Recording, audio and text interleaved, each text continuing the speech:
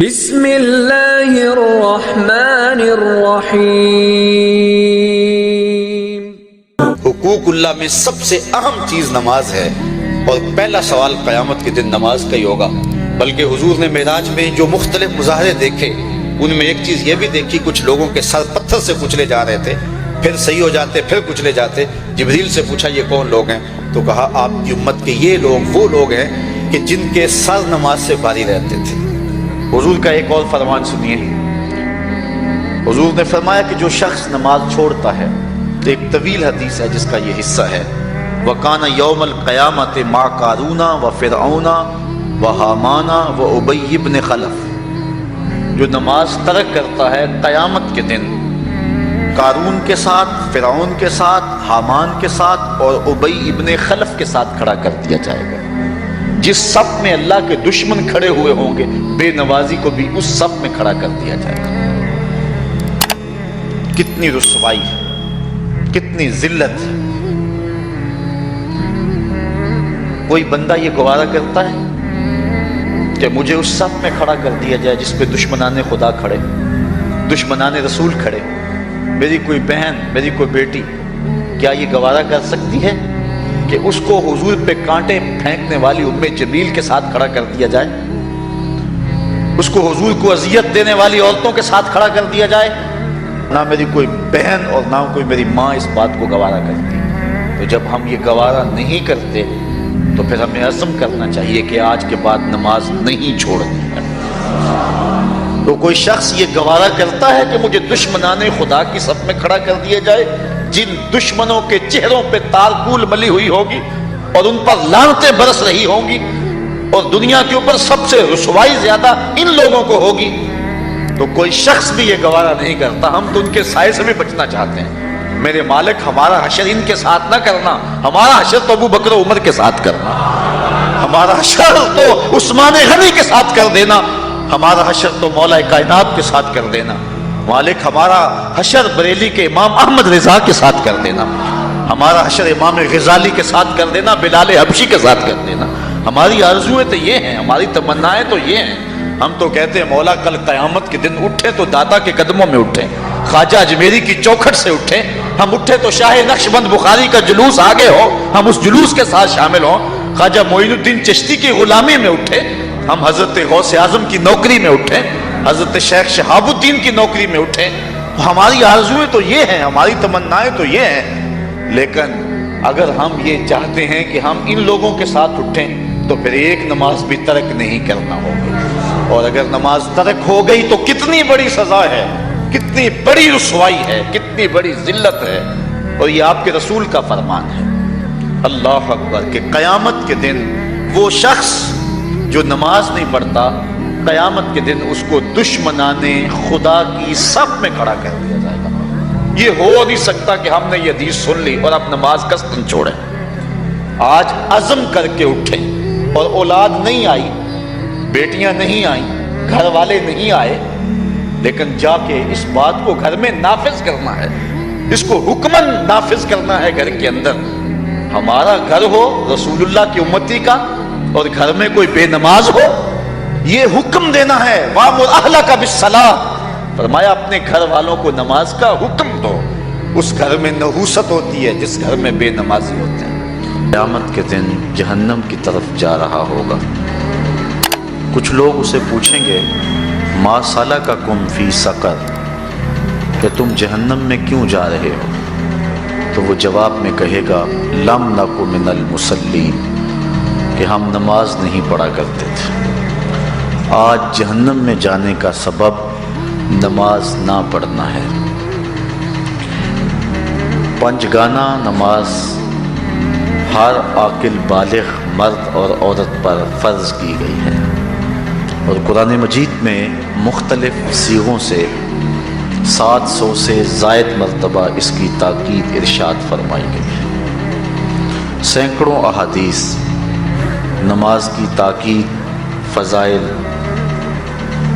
ادا کرنے کی ترغیب اور نہ پڑھنے پر ترہیب میں وارد ہیں۔ اگر کوئی شخص نماز کا انکار کرتا ہے تو وہ دائرہ اسلام سے خارج ہے۔ لیکن اگر کوئی سستی کی وجہ سے نماز نہیں پڑھتا، صرف سستی کی وجہ سے نہیں پڑھتا، اللہ کا حکم جانتا ہے، اس کو کہا جائے آؤ نماز کو، تو وہ آگے سے مذاق نہیں کرتا یا نماز کا تمسخر یا استحقار نہیں کرتا، بلکہ بس اپنی سستی کی وجہ سے مسجد میں نہیں آتا۔ جو نماز کو ہلکا جانے، خفیف جانے، وہ بھی دائرہ اسلام سے خارج ہے اور کافر ہے۔ لیکن جو شخص اس کو اللہ کا حکم جانتا ہے اور اس کو پڑھنا اپنے اوپر ضروری سمجھتا ہے، لیکن سستی کی وجہ سے پڑھ نہیں سکتا، تو اس کے بارے میں علماء کی آراء مختلف ہیں۔ حضرت امام اسحاق اور حضرت امام احمد رضی اللہ تعالی عنہما آپ تو فرماتے ہیں کہ ایسا شخص کافر ہے اور اس کو قتل کرنا واجب ہے۔ حضرت امام مالک کا قول ہے کہ، اور امام شافعی کا بھی یہی قول ہے، وہ بھی کہتے ہیں کہ اس کو قتل کیا جائے گا اور بطور حد قتل کیا جائے گا۔ حضرت امام اعظم امام ابو حنیفہ علیہ رحمہ آپ فرماتے ہیں کہ بے نمازی کو قتل نہیں کیا جائے گا، بلکہ اس پر تعزیر نافذ ہو۔ یہ حاکم وقت کی ثوابدید پر ہے کہ وہ اس پر کیا سزا دیتا ہے، اور فرمایا اس کو 7 قید کیا جائے گا اور توبہ کے لیے اس کو زور دیا جائے گا۔ اگر وہ توبہ کر لے تو اس کو قید سے باہر نکال لیا جائے گا، ورنہ اس کو قید رکھا جائے گا۔ صحابہ کہتے ہیں کہ ہم کسی عمل کے تارک کو کافر نہیں سمجھتے تھے سوائے نماز کے تارک کے، اور آقا کریم علیہ السلام کا ایک فرمان ہے، من ترک الصلاۃ متعمدا فقد کفر جہارا، جس نے جان بوجھ کے نماز چھوڑی اس نے اعلانیہ کفر کیا۔ امام اعظم امام ابو حنیفہ علیہ رحمہ وہ فرماتے ہیں کہ یہ حدیث محل ترہیب میں ہے، گویا اس نے کافروں والا کام کیا، اس لیے آپ یہ فتویٰ دیتے ہیں کہ اس کو قید کیا جائے گا اور نماز کی پابندی کا زور دیا جائے گا، اور وہ توبہ کرے تو اس کو چھوڑ دیا جائے گا۔ لیکن باقی ائمہ بعض کہتے ہیں اس کو حداً قتل کیا جائے، اور امام اسحاق اور امام احمد کہتے ہیں اس کو قتل کرنا واجب ہے۔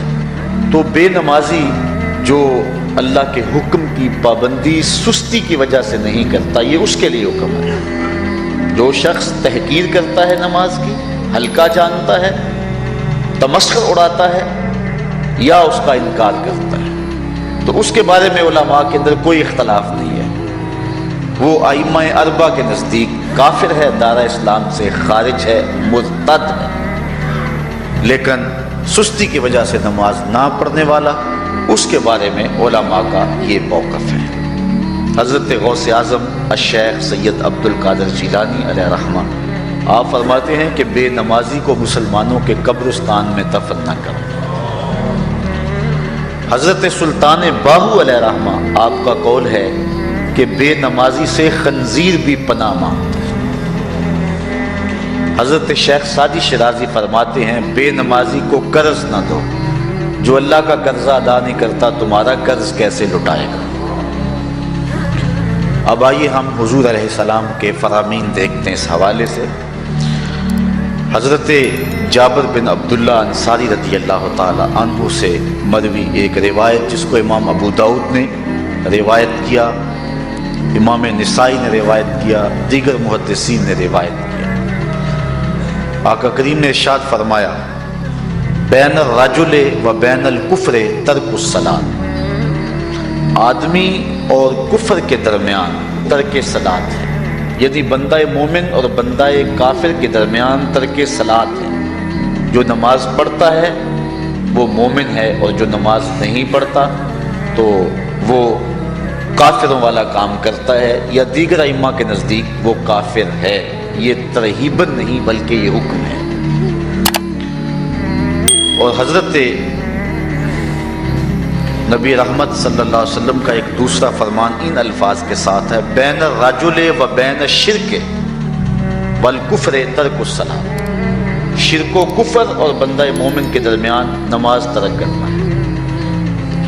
حضرت امام ابن ماجہ نے ان الفاظ کے ساتھ روایت کو نقل کیا ہے، بین الکفر والایمان ترک الصلاۃ، ایمان اور کفر کے درمیان نماز کا ترک کرنا ہے۔ اور آقا کریم علیہ السلام کا وہ فرمان جو حضرت انس سے مروی ہے، اس کو طبرانی نے اپنی موجم میں لکھا، بھی آپ کے سامنے میں نے رکھا، کہ حضور نے فرمایا من ترک الصلاۃ متعمدا فقد کفر جہارا، جس نے جان بوجھ کے نماز چھوڑی اس نے اعلانیہ کفر کیا۔ حضرت ابو ہریرہ رضی اللہ تعالی عنہ سے ایک روایت ہے کہ وہ فرماتے ہیں، لا سہم فی الاسلام لمن لا صلاۃ ولا صلاۃ لمن لا وضوء لہ، کہ اس شخص کا اسلام میں کوئی حصہ نہیں ہے جو نماز نہیں پڑھتا، اور اس شخص کا نماز میں کوئی حصہ نہیں ہے جو وضو نہیں کرتا۔ وضو کے بغیر نماز نہیں ہوتی اور نماز کے بغیر اسلام نہیں ہوتا۔ اور اسی روایت کو بالفاظ دیگر حضرت عبداللہ ابن عمر رضی اللہ تعالی عنہ نے حضور سے یوں روایت کیا ہے، طبرانی نے اپنی موجم میں اس کو لکھا، لا ایمان لمن لا امانتہ ولا صلاۃ لمن لا طہور لہ ولا دین لمن لا صلاۃ لہ۔ حضور فرمایا کہ اس شخص کا ایمان نہیں جس میں امانت نہیں، اور اس شخص کی نماز نہیں جس کو پاکیزگی حاصل نہیں، اور اس شخص کا دین نہیں جس کو نماز نصیب نہیں۔ حضرت امام ابن ماجہ نے اس روایت کو اپنے الفاظ کے ساتھ روایت کیا ہے۔ حضرت بریدہ رضی اللہ تعالیٰ عنہ اپنے باپ سے روایت کرتے ہیں اور وہ حضور سے روایت کرتے ہیں۔ حضور علیہ السلام نے ارشاد فرمایا، ان العہد الذی بیننا و بینہم الصلاۃ فمن ترکھا فقد کفر، کہ ہمارے اور ان لوگوں کے درمیان جو معاہدہ ہے وہ نماز کا ہے، جس نے نماز کو چھوڑ دیا اس نے کفر کیا، یعنی ہمارا اور ان کا پھر معاہدہ باقی نہیں رہے گا۔ حضرت امام بخاری نے روایت نقل کی ہے، حضور نے ارشاد فرمایا، من ترک الصلاۃ العصر فقد حبط اعمالہ، جس نے عصر کی نماز چھوڑی اللہ اس کے سارے عمل برباد کر دیتا۔ حضرت ابو ہریرہ رضی اللہ تعالی عنہ سے روایت ہے جس کو امام ابن ماجہ نے اور امام نسائی نے روایت کیا ہے، وہ حضور سے روایت کرتے ہیں، بڑی مشہور روایت ہے۔ حضور نے ارشاد فرمایا، ان اول ما یحاسب به العبد بصلاته فان صلحت فقد افلح وانجح وان فسدت فقد خاب وخسر۔ فرمایا قیامت کے دن بندے سے سب سے پہلا حساب نماز کا لیا جائے گا، اگر اس کی نماز ٹھیک ہو گئی تو وہ فلاح پا گیا، اگر پہلا تول ٹھیک آ گیا تو وہ کامیاب ہے، وانجح اور نجات پا گیا، وان فسدت فقد خاب وخسر، اور اگر پہلا تول ہی ٹھیک نہ ہوا تو پھر وہ ذلیل و رسوا ہو گیا۔ حضرت عبادہ بن صامت رضی اللہ تعالیٰ عنہ سے ایک طویل روایت ہے، وہ کہتے ہیں کہ حضور علیہ السلام نے مجھے 7 چیزوں کا حکم دیا، مجھے وصیت کی کہ ان 7 کاموں کو کرنا ہے۔ ان کے اندر جو دوسری چیز تھی وہ حضور نے یہ ارشاد فرمائی، وَلَا تَتْرُكُوا الصَّلَاةَ مُتَعَمِّدِينَ فَمَن تَرَكَهَا مُتَعَمِّدًا فَقَدْ خَرَجَ مِنَ الْمِلَّةِ، کہ جان بوجھ کے کبھی نماز نہ چھوڑنا، جس نے نماز چھوڑی وہ ملت اسلامیہ سے نکل گیا۔ اور حضرت معاذ بن جبل رضی اللہ تعالی عنہ سے بھی ایک طویل روایت ہے کہ حضور نبی رحمت صلی اللہ علیہ وسلم نے ان کو 10 وصیتیں کی تھیں۔ حصول برکت کے لیے یہ ساری حدیث میں آپ کے سامنے رکھ دیتا ہوں۔ کہتے ہیں، اوصانی رسول اللہ صلی اللہ علیہ وسلم بعشر کلمات، حضور نے مجھے 10 باتیں ارشاد فرمائیں، حکمت سے بھری اور رحمتوں سے بھری ہوئی ایک ایک بات ہے، ان کے بول بہاروں جیسے اور اصحاب ستاروں جیسے۔ تو اتنا خوبصورت کلام، لہو خورشید کا ٹپکے اگر ذرے کا جگر چیر۔ حضور نے 10 باتیں حضرت معاذ بن جبل رضی اللہ تعالی عنہ کو بطور وصیت ارشاد کی. کہتے ہیں قالا، حضور نے مجھے کہا، ارشاد کیا، لا تشرک باللہ شیئا وان قتلت وحرقت، اللہ کے ساتھ کسی کو شریک نہ ٹھہرانا، اگرچہ تجھے قتل بھی کیا جائے اور تجھے آگ میں جلا بھی دیا جائے، کبھی بھی اللہ کے ساتھ شریک نہ ٹھہرانا.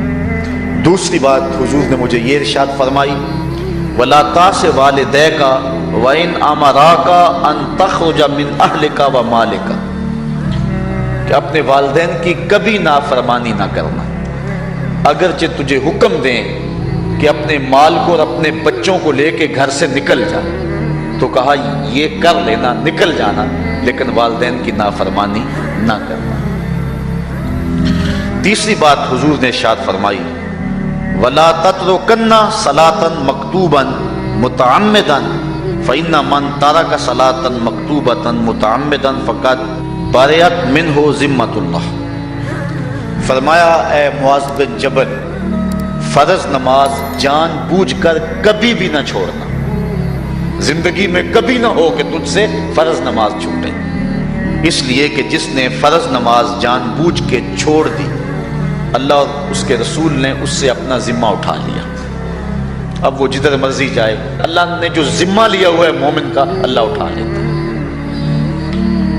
چوتھی چیز حضور نے جو ارشاد فرمائی، وَلَا تَشْرِبَنَّ خَمْرًا فَإِنَّهُ رَأْسُ كُلِّ فَاحِشَةٍ. اے معاذ بن جبل، زندگی میں کبھی بھی شراب نہ پینا، ہر بے حیائی کی جڑ ہے اور بنیاد ہے شراب. پانچویں چیز کہتے ہیں حضور نے جو مجھے ارشاد فرمائی وہ یہ تھی، وَإِيَّاكَ وَالْمَعْصِيَةَ فَإِنَّ بِالْمَعْصِيَةِ حَلَّ سَخَطُ اللَّهِ. کہا کبھی اللہ کی نافرمانی نہ کرنا، اللہ کی نافرمانی سے اللہ کی ناراضگی مول لینے والی بات ہے. اللہ تعالیٰ کی معصیت سے اس کی ناراضگی جائز ہو جاتی ہے، حلال ہو جاتی ہے. اور چھٹی چیز کہتے ہیں حضور نے یوں ارشاد فرمائی، وَإِيَّاكَ وَالْفِرَارَ مِنَ الزَّحْفِ وَإِنْ هَلَكَ النَّاسِ. کہا جب محاذ پہ ڈٹا ہونا تو کبھی پیٹھ نہ پھیرنا، اگرچہ لاشیں جو ہیں وہ گر رہی ہوں اور لوگ ہلاک ہو رہے ہوں، سارے لشکر کے ہلاک ہو جانے کا ڈر بھی ہو، لیکن کہا معاذ بن جبل میں تمہیں وصیت کرتا ہوں کبھی پیٹھ پھیر کے بھاگنا نہیں ہے. حضور نے کہتے ہیں مجھے جو ساتویں چیز ارشاد فرمائی وہ یہ تھی، وَإِنْ أَصَابَ النَّاسَ مَوْتٌ فَاصْبُتْ. اگر تو کسی ایسے علاقے میں رہتا ہو جہاں موت آ جائے، کوئی بیماری آ جائے موت والی، تو علاقہ چھوڑ کے بھاگنا نہ، وہیں رہنا. تیری قسمت میں زندگی ہوئی، تجھے کوئی موت دے نہیں سکتا، اور اگر موت تیرے لیے لکھی گئی ہے تو جہاں مرضی چلا جائے تو موت سے بچ نہیں سکتا. اس لیے ایسے مقام سے بھاگ کر نہ جانا، وہیں ڈٹے رہنا اور وہیں رکے رہنا. آٹھویں چیز کہتے ہیں حضور نے مجھے ارشاد فرمائی، وَأَنفِقْ عَلَىٰ أَهْلِكَ مِن طَوْلِكَ. کہا اللہ نے تجھے جو وسعت دی ہے، تجھے جو مال دیا ہے، اس کو اپنی اولاد پر کھل کے خرچ کرنا، اپنی اولاد سے بخل نہ کرنا، اولاد کے معاملے کے اندر جہاں ان کی ضرورت ہو اس کو کھل کے پورا کرنا ہے. اور حضور نے نویں بات جو ارشاد فرمائی وہ یہ تھی، وَلَا تَرْفَعْ عَنْهُمْ عَصَاكَ أَدَبًا. اپنی اولاد کو ادب سکھانے کے لیے ڈنڈا نہ چھوڑنا، عصا ہمیشہ لٹکا کے رکھنا، کوڑا باندھ کے رکھنا. اور 10ویں چیز کہتے ہیں حضور نے جو مجھے ارشاد فرمائی، وَأَخْفِهِمْ فِي اللَّهِ. اپنی اولاد کے دل میں اللہ کا خوف ڈالتے رہنا، اللہ کا ڈر پیدا کرنا اپنی اولاد کے اندر.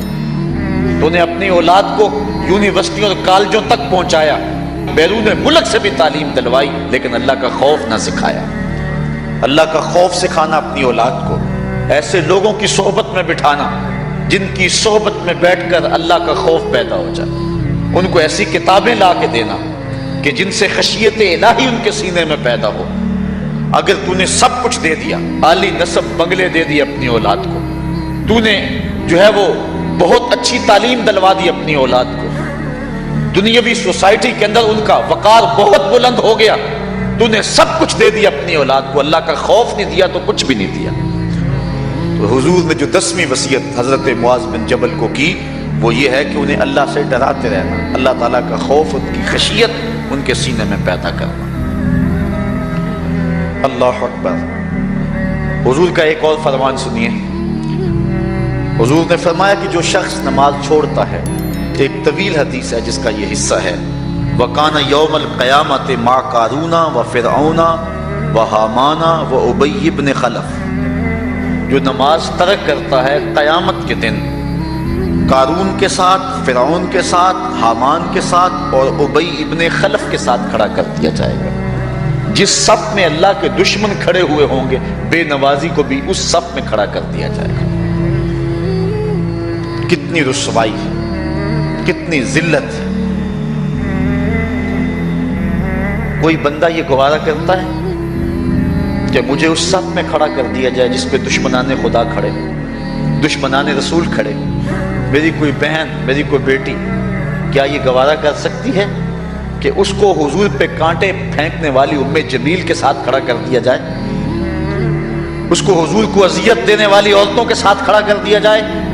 نہ میری کوئی بہن اور نہ کوئی میری ماں اس بات کو گوارا کرتی۔ تو جب ہم یہ گوارا نہیں کرتے تو پھر ہمیں عزم کرنا چاہیے کہ آج کے بعد نماز نہیں چھوڑنی ہے۔ میں نے کسی جگہ پہ یہ بات بیان کی اور ساری گفتگو اسی عنوان سے ہوئی، کچھ ماحول ایسا بنا ہوا تھا، تو مجھے بعد میں صابر نامی وہاں کے ایک ساتھی نے فون کیا 2 یا 3 دن کے بعد، کہنے لگا کہ ہماری بستی میں ایک شخص بھی بے نمازی نہیں رہا ہے۔ اس حدیث کا زور اتنا ہے، اس حدیث کا وزن اتنا ہے۔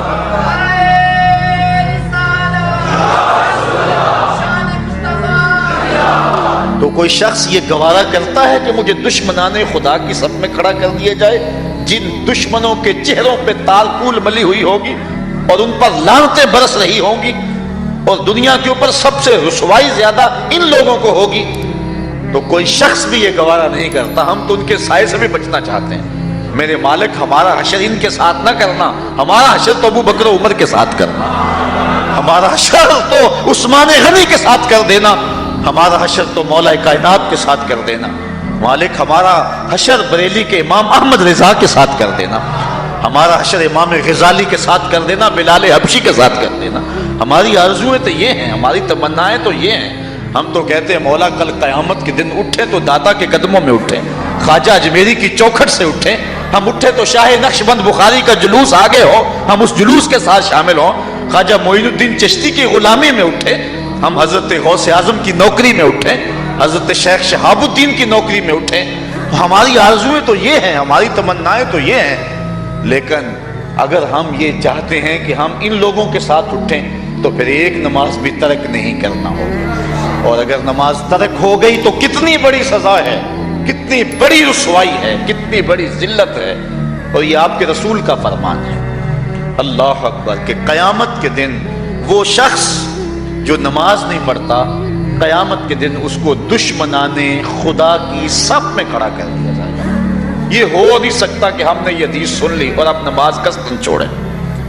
آج عزم کر کے اٹھیں، اور اولاد نہیں آئی، بیٹیاں نہیں آئیں، گھر والے نہیں آئے، لیکن جا کے اس بات کو گھر میں نافذ کرنا ہے، اس کو حکماً نافذ کرنا ہے گھر کے اندر۔ ہمارا گھر ہو رسول اللہ کی امتی کا اور گھر میں کوئی بے نماز ہو، یہ حکم دینا ہے، وَأْمُرْ أَهْلَكَ بِالصَّلَاةِ، فرمایا اپنے گھر والوں کو نماز کا حکم دو۔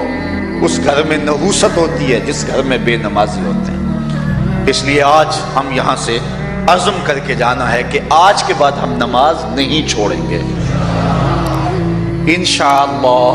اتنے زور سے کہو کہ شیطان کا کلیجہ پھٹ جائے۔ اللہ ہماری اس انشاءاللہ کو قبول کرے۔ اللہ ہم کو پنجگانہ سجدے کی توفیق دے۔ کتنا بد نصیب ہے شخص کہ جس کی پیشانی اس کی حضور جھکتی نہیں، سارا دن کبھی کسی کو سیلوٹ کرتا ہے، کبھی کسی کو سیلوٹ کرتا ہے، کہتا میرے اس سے بھی تعلق ہونے چاہیے، اس سے بھی واسطہ ہونا چاہیے، اس سے بھی رابطہ ہونا چاہیے، کبھی دنیا میں کام پڑ جاتا ہے، اس سے بھی تعلق رہنا چاہیے میرا۔ کہاں کہاں صبح سے لے کر شام تک سلوٹ مارتا ہے، ایک اللہ کے حضور نہیں جھکا جاتا۔ اقبال علیہ رحمہ کہتے ہیں ایک سجدہ جسے تو گراں سمجھتا ہے، 1000 سجدے سے آدمی کو دیتا ہے نجات۔ آؤ اللہ کے حضور بندگی کا سر جھکائیں. تو یہ کتنی عبرتناک جو ہے اور کس قدر جو ہے وہ فکر انگیز حدیث ہے. وَقَانَ يَوْمَ الْقِيَامَةِ مَعَ قَارُونَ وَفِرْعَوْنَ وَحَامَانَ وَأُبَيِّ بْنِ أَبِي خَلْف. وہ شخص ان بد نصیب لوگوں کے ساتھ کھڑا ہوگا جس کو نماز کی توفیق نہیں ہے. آپ نے حدیث علماء سے بارہا سنی، حدیث طویل ہے. آقا کریم معراج کی رات گئے تو وہاں مختلف لوگوں کو مختلف عذابوں میں مبتلا دیکھا. کسی کی انتڑیاں کٹ کٹ کے گر رہی تھی، کسی کا منہ چیرا جا رہا تھا، کسی کی زبان لوہے کی کینچیوں سے کاٹی جا رہی تھی، کسی پر کھولتا ہوا پانی ڈالا جا رہا تھا، کوئی جو ہے وہ سران والا گوشت کھا رہا تھا، کسی کے جسم میں لوہے کی میخیں ٹھونکی جا رہی تھی. لیکن ایک قوم کو حضور نے دیکھا، ایک بھاری پتھر سے ان کا سر کچلا جاتا ہے اور پتھر کے واپس آنے تک دوبارہ صحیح ہو جاتا ہے، پھر کچلا جاتا ہے. تو حضرت جبریل امین سے حضور نے فرمایا کہ یہ کون لوگ ہیں؟ یا جبریلو من ہاؤلائے، یہ لوگ کون ہیں کہ ان کے سر پتھروں سے کچلے جا رہے ہیں؟ قال ہاؤلائے الذین تثاقلت رؤوسہم عن الصلاۃ المکتوبہ. کہا یہ وہ بد نصیب لوگ ہیں کہ فرض نمازوں سے جن کے سر بوجھل رہتے تھے، نماز پنجگانہ فرض بھی نہیں پڑھا کرتے تھے، یہ وہ بد نصیب ہیں. آج ان کے سر کوٹے جا رہے ہیں. یہ تھوڑی سی زندگی ہے، تھوڑی سی زندگی، 60-70 سال بڑی زندگی ہو وہ مگر نصیب ہو جائے تو پتہ نہیں ہے کہ کل ہمارا آنے والا کہاں ہے. کتنا غافل اور بد نصیب ہے وہ شخص کہ جس کو سجدہ نصیب نہیں ہے. سجدہ تو بندگی کا نام ہے. زندگی آمد برائے بندگی، زندگی بے بندگی شرمندگی. بندہ تو ہے ہی بندگی میں. کسی شخص نے راستے میں جاتے جاتے چائے کی پیالی پلا دی ہونا بازار میں، تو ہم جب بھی اس گلی سے گزرتے ہیں اس کو سلوٹ کر کے جاتے ہیں، السلام علیکم. یار اس سے بڑے سلام لیتے ہو، یہ بڑا محبت والا، بڑے اخلاق والا ہے. یار جس نے چائے کی پیالی پلا دی ایک مرتبہ، اس کو تو جاتے آتے سلام کر کے جاتے ہو. جس رب نے زندگی بخشی ہے، جس رب نے جو ہے وہ ساری بہاریں عطا کی ہیں، اس کے حضور میں جھکا جاتا ہے. کتنا متکبر شخص ہے جو اللہ کے حضور نہیں جھکتا. اللہ اکبر. کہا یہ وہ بد نصیب لوگ ہیں فرض نمازوں سے جن کے سر بوجھل رہا کرتے تھے. اللہ اکبر. حضور نبی رحمت صلی اللہ علیہ وآلہ وسلم نے ارشاد فرمایا، نماز چھوڑنا تو خیر بہت بری بات ہے. جو شخص نماز پڑھتے ہیں لیکن جماعت سے نہیں پڑھتے، فرمایا میرا جی چاہتا ہے کہ اپنی جگہ کسی اور کو کھڑا کروں اور جوانوں کا ایک گروہ ساتھ لوں، اور جو لوگ مسجد میں نماز پڑھنے نہیں آتے ان کے گھروں کو آگ لگا دوں. رحمت للعالمین آقا فرما رہے ہیں کہ ان کے گھروں کو آگ لگا دوں. کتنا غصہ ہے ان لوگوں پر کہ جو مسجد میں آ کر نماز نہیں پڑھتے، اور جو پڑھتے ہی نہیں. اس دور میں تو کوئی تھا ہی نہیں کہ مومن ہو نماز نہ پڑھتا ہو. اللہ اکبر. تو مومن نماز ہی پڑھتے تھے. تو اگر کسی سے گھر میں نماز پڑھی گئی تو فرمایا میرا جی چاہتا ہے. آج نماز تو نماز رہی، ہم کو تو جمعہ بھی نصیب نہیں ہے. کتنے لوگ ہیں کہ جو پابندی کے ساتھ نماز جمعہ بھی نہیں پڑھتے. حضور کا ایک فرمان سنیے. آقا کریم نے ارشاد فرمایا، من ترک الجمعۃ ثلاث جمع متوالیات فقط نبذ الاسلام وراء ظہرہ. جس نے بغیر کسی عذر کے 3 جمعے چھوڑ دیے، اس نے اسلام کو اپنی پشت کے پیچھے ڈال دیا. اس نے پرواہ ہی نہیں کیا اسلام کی. اور ایک حدیث کے لفظ ہیں، من ترک ثلاث جمعات من غیر عذر کتب من المنافقین. جس نے بغیر کسی عذر کے 3 جمعے چھوڑ دیے، اس کا نام منافقوں کی فہرست میں لکھ دیا جاتا. اور ایک حدیث کے لفظ اس حوالے سے ہیں، من ترک ثلاث جمع تہاونا بہا طبع اللہ علی قلبہ. جس نے سستی کی وجہ سے 3 جمعے چھوڑ دیے تو اس کے دل پر اللہ غفلت کی مہر لگا دیتا ہے. یہ وہ بد نصیب شخص ہے کہ جو نماز جمعہ چھوڑتا ہے. حضرت ابن حجر نے الزواجر کے اندر ایک روایت لکھی ہے. وہ فرماتے ہیں جو شخص نماز ترک کرتا ہے اس کو بہت ساری رسوائیاں ہیں. وقت اتنا طویل نہیں ہے کہ ایک ایک چیز کو تفصیل سے بیان کروں. وہ کہتے ہیں پہلی بات تو یہ ہے کہ اس کی عمر میں برکت اٹھا لی جاتی ہے. دوسری بات اس کے چہرے سے صالحین کا نور اتار لیا جاتا ہے۔ تیسری بات، وہ کوئی بھی عمل کرے اس کا ثواب نہیں ملتا اس کو، یہ دنیا پر اس کو سزائیں۔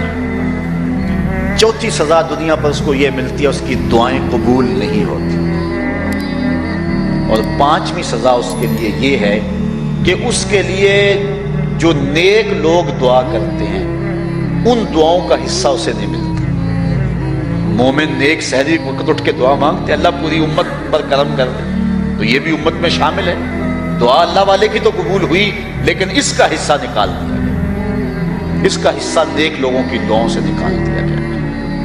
اور جب وہ مرنے لگتا ہے نزا کے وقت تین اس کو سزائیں ملتی ہیں، ایک تو بھوکا مرتا ہے، دوسرا پیاسا مرتا ہے، تیسرا ذلیل ہو کے مرتا ہے۔ اور قبر کے اندر اس کو تین سزائیں۔ حضرت امام ابن حجر کہتے ہیں ایک تو اس کی قبر تنگ کر دی جائے گی، حتیٰ کہ ادھر والی پسلیاں ادھر اور ادھر والی پسلیاں ادھر۔ دوسرا، اس کی قبر میں آگ ڈالی جائے گی، جو اللہ کی حضور نہیں چھپتا اس کی قبر اس لائق ہے کہ اس میں آگ ڈالی جائے۔ اور تیسری، اس کے اوپر ایک اژدہا مسلط کر دیا جائے گا جس کا نام ہے شجاع الاقرع، اور جب وہ ڈنگ مارے گا تو 70 گز تک وہ شخص زمین میں دنس جائے گا، اور وہ مسلسل یہ ڈنگ مارتا رہے۔ اور کہا کہ تین سزائیں اس کو حشر میں پہنچیں گی، ایک تو اس کا حساب سختی سے لیا جائے گا، اور جس کا حساب سختی سے لیا گیا وہ بچ پائے گا، حساب سے بچے گا وہ جس سے اللہ صرف نظر کرے گا۔ اللہ اکبر۔ ایک تو اس کا حساب سختی سے لیا جائے گا، دوسرا اللہ تعالیٰ جل شانہ اپنے قہر و غضب کا اس پہ اظہار کرے گا، اور تیسری اس کو سزا یہ دی جائے گی کہ اس کو جہنم میں ڈال دیا جائے گا۔ ساتھیاؤ، میں اور آپ آج کی اس بزم میں یہ پختہ عزم کر کے اٹھیں کہ آج ہم خود بھی اور اپنی اولاد کو بھی، اپنے دوستوں کو بھی، میرے والد گرامی فرمایا کرتے تھے جس سے دوستی ہو نا اس کی انگلی پکڑ کے دین کی راہ پہ لے آؤ، یہ دوستی کا حق ہے۔ اس کے لیے آپ بہت کچھ کرتے ہیں، لیکن اگر اس کو دین نہیں دیا تو کچھ بھی نہیں دیا۔ کوشش کرو میرا دوست ہو اور جہنم میں جائے۔ والدین بچے کے مستقبل کے لیے کتنی کوشش کرتے ہیں، لاکھوں روپیہ لگاتے ہیں مستقبل ٹھیک ہو جائے، کرتے ہیں کہ نہیں کرتے؟ یونیورسٹیوں کے اندر، کالجوں کے اندر کتنی بھاری فیسیں بھرتے ہیں، کیوں اتنا کچھ کیوں کر رہے ہو؟ میں نے دیکھا بوڑھا باپ اپنی کمر پہ بوریاں لاد کے مزدوری کرتا ہے، مائیں اپنا زیور بیچ رہی ہیں کہ اولاد پڑ جائے۔ یہاں اتنا کچھ کیوں کر رہے ہو؟ جی مستقبل ٹھیک ہو جائے۔ یہ مستقبل کتنا ہے؟ 20-25 سال کا، اور جو اصل مستقبل ہے اس کی فکر ہی نہیں کسی کو۔ اصل مستقبل تو وہ ہے، اللہ اکبر۔ بیرون ملک جائے بیٹا تو ماں کہتی ہے بس دعا کرو کہ میرا بیٹا خیریت سے پہنچ جائے۔ بیٹی کی شادی کرتی ہے تو ماں کہتی ہے دعا کرو کہ اپنے گھر میں اس کو چین مل جائے۔ کسی کا انٹرویو ہوتا ہے، لوگ کہتے ہیں جناب دعا کرو کہ اس انٹرویو میں وہ کامیابی سے گزر جائے۔ میں کہتا ہوں جب قبر میں اترتا ہے پھر کسی نے آ کر کبھی نہیں کہا کہ دعا کرو مشکل گھڑی آ گئی ہے خیریت سے گزر جائے۔ اصل امتحان تو یہ ہے، اگر اس امتحان سے گزر گیا تو کامیابی اور بامرادی۔ یہ تھوڑا سا مستقبل دنیا کا، اس کے لیے ہم کتنے پیسے لگا دیتے ہیں، سب کچھ اولاد کو آتا ہے، ہر شے فر پڑھتے اور بولتے ہیں، دعائے قنوت بھی نہیں آتی ہوتی۔ تو ہم اپنی اولاد کے لیے دین کا تحفہ اس کو کبھی نہ چھوڑیں۔ اللہ اکبر۔ کوشش کریں، محنت کریں۔ حضور نبی رحمت صلی اللہ علیہ وآلہ وسلم نے ان بد عمل واعظین کی بات بھی کی ہے کہ جو لوگوں کو نیکی کا حکم دیتے ہیں خود اس پہ عمل نہیں کرتے۔ آج ہمارے کچھ واعظین لوگوں کو تو واعظ و تلقین اور نصیحت کرتے ہیں اور خود نماز میں سخت سستی کا ارتکاب کرتے ہیں، اور جس سے قوم کے اندر نماز میں سستی عملاً پیدا ہو جاتی ہے۔ کوئی عرس کی تقریب ہو، کوئی محفل نعت ہو، کوئی جلسہ ہو، کوئی شادی کی تقریب ہو، نماز کے وقت کا پورا خیال رکھا کریں اور اس بات کا لحاظ رکھا کریں۔ بلکہ ہمارے ہاں ایک عجیب سا فیشن ہے اور عجیب سی بات ہے، میں بڑا حیران ہوا کرتا ہوں کہ عشاء کے بعد جب جلسے ہوتے ہیں نا ہمارے مساجد کے اندر، تو مغرب سے اعلان شروع ہو جاتا ہے آج رات فلاں صاحب خطاب فرمائیں گے، اور پھر جب نماز عشاء ہوتی ہے تو ہمارا نقیب محفل کھولتا ہے لاؤڈ سپیکر اور وہ اعلان کرتا ہے حضرات جماعت ہو چکی ہے، اب مسجد میں آ جائیں۔ یعنی یہ نماز کو ہلکا کرنے والی بات ہے۔ ان کو کہا جا رہا ہے کہ بلکہ بات تو کہہ دیتے ہیں جس کا تمہیں ڈر تھا وہ گزر گئی ہے، اب آ جاؤ، کیا لینا ہے جلسے میں آ کر اگر نماز ہی نہیں پڑھنی ہے تو۔ ممبر و محراب کے جو ذمہ دار ہیں ان سے جو ہے وہ عجیب و غریب قسم کی جو ہے وہ حرکات سکنات سرزد ہو رہی ہے۔ یہ جو جہل نقیبوں کا ایک غول آ گیا نا، یہ بھی ایک بہت بڑی مصیبت ہے۔ ایک تو بے تحاشا القاب، دوسرا دین کی روح سے ناشنائی۔ وہ کسی نے کہا تھا نا کہ پہلے حضرت غوث پاک ولی بناتے تھے، چور سے کتب بناتے تھے، آج کل ہم بناتے ہیں۔ کہا تم کیسے؟ کہا ہمیں پتہ ہوتا ہے یہ چور بیٹھا ہوا ہے، ہم کہتے ہیں غوث زمان اور کتب دوران۔ بے تحاشا اور بے تکا انداز، اور پھر دین کی روح سے یہ ناشنائی کہ باقاعدہ اعلان ہوتا ہے جناب جماعت ہو چکی اب تو آ جاؤ۔ تو کیا کرتے ہیں ساری رات جاگ کے اگر عشاء کی نماز ہی نہیں پڑھی تو نماز کو ہلکا کیا گیا ہے۔ اسی طرح جلسہ لمبا ہو رہا ہے اور نماز کا وقت سکڑ رہا ہے، ان چیزوں کا التزام کرنا ہے، ہم نے کوشش کرنا ہے۔ اور یہ بھی ایک مصیبت ہے کہ دربار بڑا اونچا ہے اور مسجد کے اندر جانوروں کی بینٹیں پڑی ہوئی ہیں۔ حیثیت تو مسجد کی ہے، دربار کی تو ثانوی حیثیت ہے۔ دربار پہ 3 کروڑ روپیہ لگا ہوا ہے اور مسجد میں چٹائیاں بھی موجود نہیں۔ اپنے بھی خفا مجھ سے ہیں بیگانے بھی ناخوش، کہ زہر حلال کو کبھی کہہ نہ سکا کانت، بات وہی کہتا ہوں سمجھتا ہوں جسے حق، نئے ابلہ مسجد ہوں نئے تہذیب کا فرزند۔ ہم نے ان چیزوں کو دیکھنا ہے۔ اچھا بعض والدین کی ایک سستی ہے، وہ آتے جناب تعویذ کر دو، ہماری اولاد نماز نہیں پڑھتی، بچے نماز نہیں پڑھتے، اور کہتے ہیں جی ہماری تو چلو گزر گئی، ہم تو نہیں پڑھتے، یہ تو پڑھیں۔ میں کہتا ہوں یہ کیوں پڑھیں جب تم نہیں پڑھتے؟ الولد سر لابیہ، بیٹا باپ کا راز ہوتا ہے۔ تم مجھ سے تعویذ لینے آگے ہو، گھر میں مصلی بچھا کے سجدہ کرو، تمہاری اولاد بھی تمہارے تتبع میں سجدہ کرنے کی عادت ڈال۔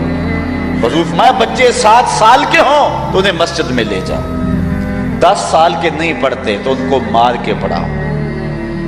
اب اولاد ہوگی جوان، خود کبھی سجدہ کیا نہیں، اب کہتے ہیں شاید تعویذ سے کم چل جائے گا۔ جو تعویذ اللہ کے رسول نے تمہیں دیا تھا کہ 7 سال کے ہوں تو پکڑ کے انگلی مسجد کا راستہ دکھاؤ، 10 سال کے ہو جائیں تو مار کے پڑھاؤ، ان کے سینے میں اللہ کا خوف داخل کرو، ان کو قرآن کی تلاوت سکھاؤ۔ علموا اولادکم 3 خصال، اپنی اولاد کو 3 چیزیں سکھاؤ۔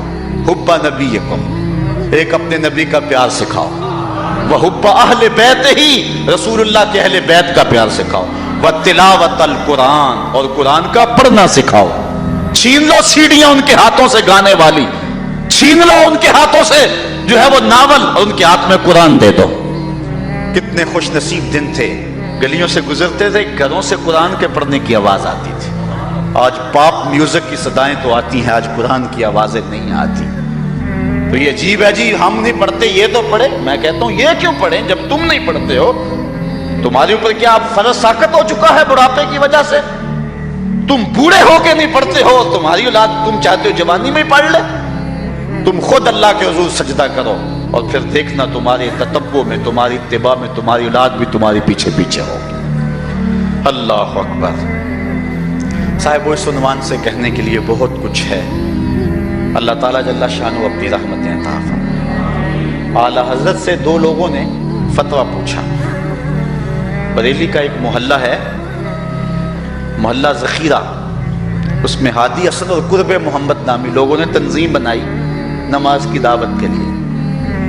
کچھ لوگ ان کی بات کو نہ سنتے، اعلیٰ حضرت سے استفتاء کیا، فتاوی رضویہ کے اندر موجود ہے کہ ہم نماز کی دعوت دیتے ہیں، کچھ لوگ اس کے باوجود نہیں آتے، تو حکم شرعی کیا ہے؟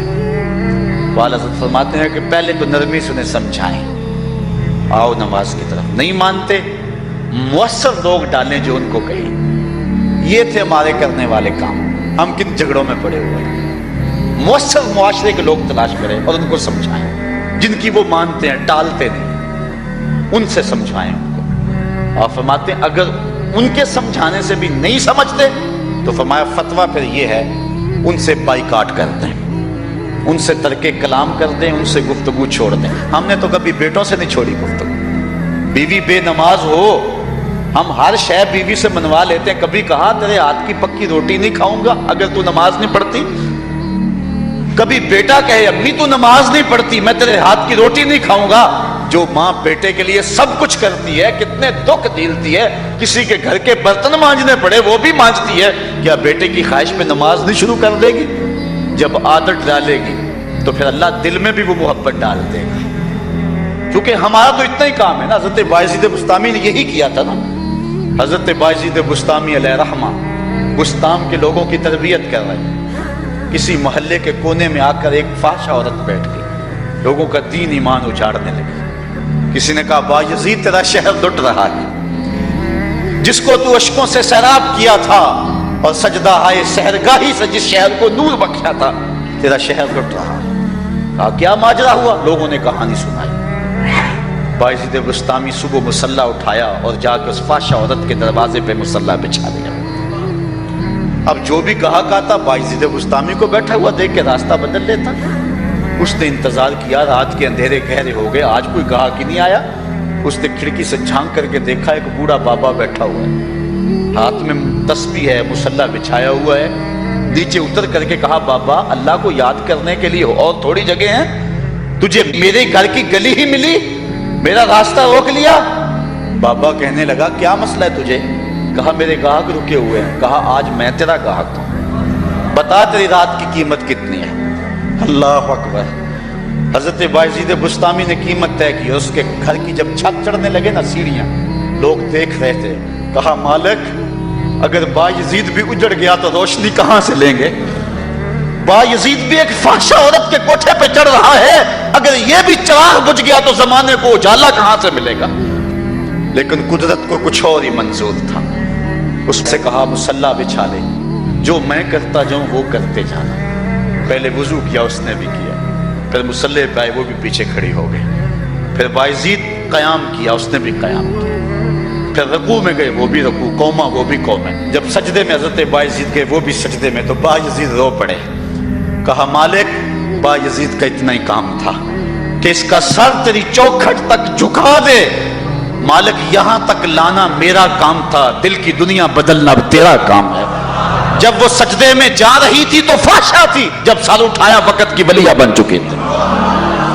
ایک بزرگ ہے کہتے ہیں میں بازار کے کنارے جا رہا تھا، ایک شرابی گرا ہوا تھا اور گندے پانی سے اس کا منہ گندا ہو رہا تھا۔ میرے دل میں رحم آیا، ایک انسان ہے اور یوں رسوا ہو رہا ہے۔ میں نے گندی نالی سے اس کو اٹھایا اور اٹھا کر کے جو ہے وہ اس کا منہ دھویا اور چلا گیا۔